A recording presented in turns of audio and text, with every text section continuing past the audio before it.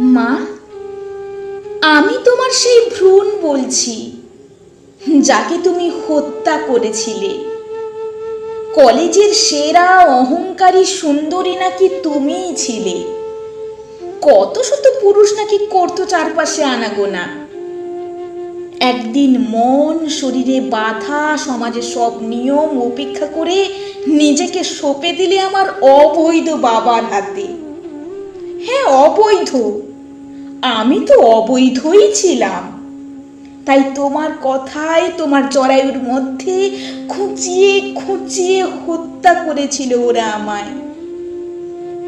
জানো মা, অনেকটা লম্বা কাঁচির মতো একটা যন্ত্র দিয়ে ওরা আমার প্রত্যেকটা অঙ্গ প্রত্যঙ্গ টেনে হিচড়ে বার করেছিল।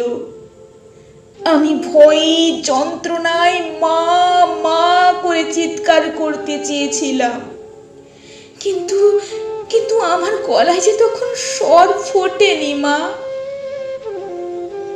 আচ্ছা আচ্ছা, মায়েরা তো মমতাময়ী হয়, সন্তানদের মনের কথা বুঝতে পারে। তবে সেদিন কেন বুঝতে পারোনি আমার মনের কথা? কেন বুঝতে পারোনি?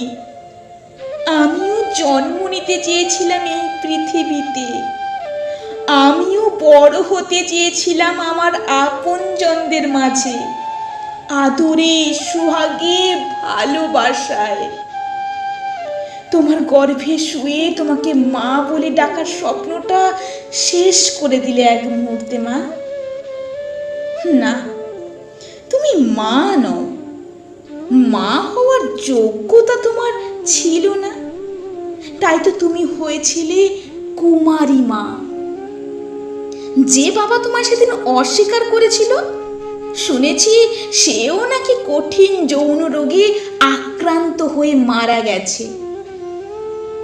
তোমারও তো বিয়ে হয়েছিল মা, কিন্তু বিধাতার লেখনে তুমি আর মা হতে পারলে না। তাই তোমার স্বামী তোমাকে ত্যাগ করেছিল। আজ তুমি পড়ে আছো নিজের বাবার বাড়িতে জঞ্জালের মতো। স্বামী থেকেও আজ তুমি বিধবা। সন্তান গর্ভে ধারণ করেও আজ তুমি বন্ধা।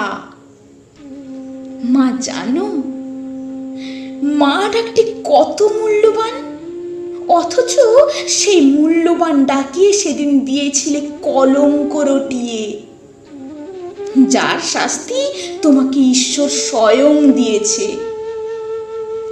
তাই তো সব মায়েদের বলছি, কোনো মার ভ্রূণ হত্যা করো না।